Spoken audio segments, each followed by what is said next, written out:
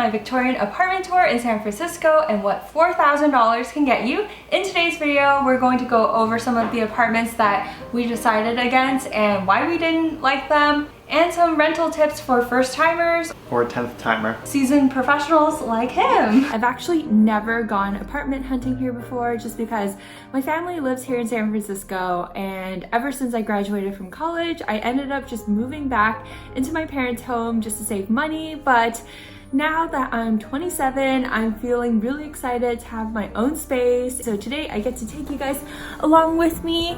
Bella can't come because guess what? Dogs aren't allowed.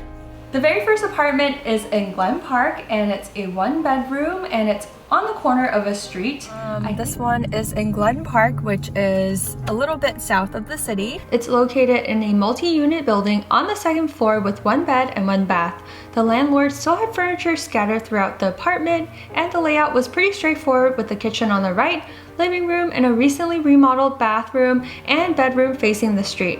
This unit costs $2,800 per month with street parking only, and this is considered more affordable for the Bay Area. And the average in this neighborhood as of 2021 is $2,400 for 1 bedroom and an older unit. Like the unit was fine, but around it, not as good, making it tricky. Nothing very unique about the apartment itself. And I remember we were trying to negotiate parking with her and she said an extra $200 or $300. Next, we drove to Twin Peaks, a mainly residential neighborhood with great views of the city. It's located centrally, which makes this an ideal location for commuters. I remember distinctly just looking at the view and thinking, wow, I feel like I've made it. I can see all of downtown, you can see Salesforce. Tourists across the street.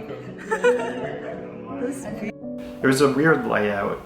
It was almost like a loft, like there wasn't really a bedroom, it was just like a downstairs and an upstairs. And it had a tiny fireplace, and then you can enter the unit from either upstairs or downstairs. $3,200 is still considered the average price for a 2-bedroom unit in Twin Peaks. Again, similar to the first one, like on a big street. But this one, there's nowhere to walk to, perched up above the city with nowhere to go. But it would be like loud for the person on the other side. Like say I was upstairs taking a meeting and you're trying to film downstairs, there's no sound barrier. Overall, we felt this unit lacked privacy with no door separating the rooms, and the older building making the price not worth it. After the first 2 viewings, we were feeling pretty exhausted and grabbed a coffee and continued our apartment search. The third apartment that we checked out was in the Mission District. Yeah, you entered right off of Mission Street in some like random unmarked door, which was different. I hadn't seen a place like that before. Let's see your apple snacks. Apple. Yeah, look how skinny this one is. Struggling. She said to the right. Made it to our next viewing, and wow, this is so tiny. This is what $2,900 will get you in San Francisco. Look how small this is. It's like, it looks like a studio, but it's not. And it has a very new kitchen. Seems to be missing a fridge. I don't know where it is. It's a tiny fridge too. I don't know where the fridge would go. And check out the amazing view too. Nice. Somehow I was still impressed by this place. Thought I could definitely make this work. The third apartment we checked out was on the southern end of Mission Street. This neighborhood is constantly evolving with hipster restaurants, bars, and vibrant murals. Currently, the average for a 1-bedroom has dropped down to $2,400 for a space similar to this. If it was one person, this would be fine. Yeah, but look at this closet. It's huge. Can you imagine all the shoes I would put here? Here is the bedroom.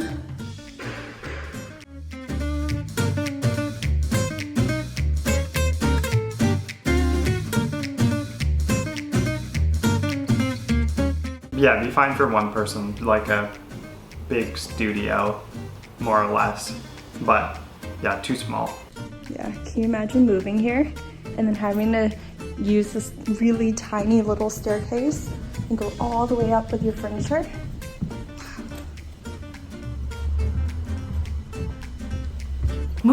to the Portola district, which I don't think a lot of people talk about because it's not as popular and more in the southern part of San Francisco. The Portola district is known as the Garden District with mostly single-family detached homes. It's definitely on the quieter end, but an area with more affordable housing. We checked out a 2-bedroom house. So it was on the second floor of a house. I'm trying to remember, there was 2 units that we looked at in there. True. 2 nice units, all brand new, renovated, quieter street, had a garage, and then that huge patio on the upper unit, which was really nice.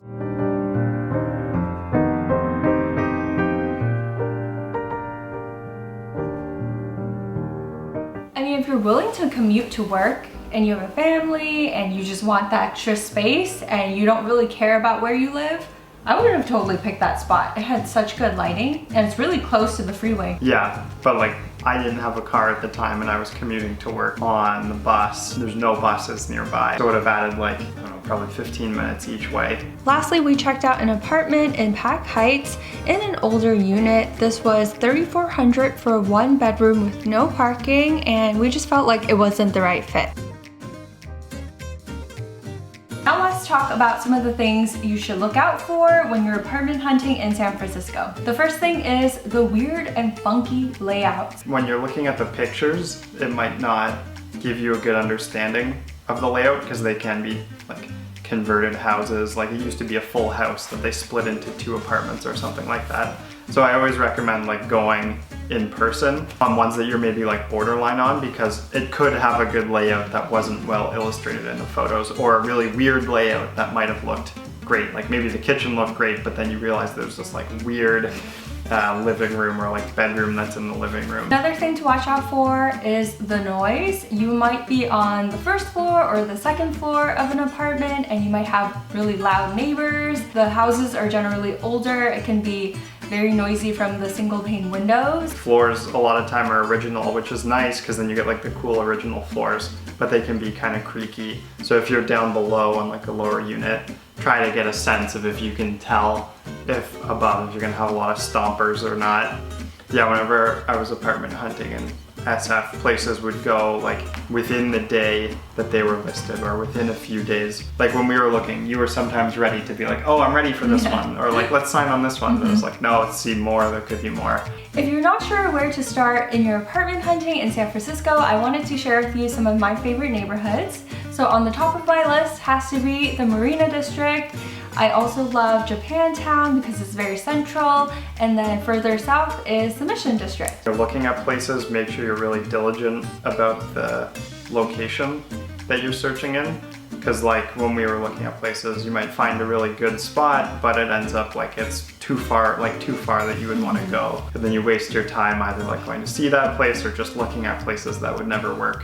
For all of the time that I lived there before we moved in, I was always with roommates. To me, doesn't make sense to not live with roommates. Save so much money and then you get some built-in friends, hopefully.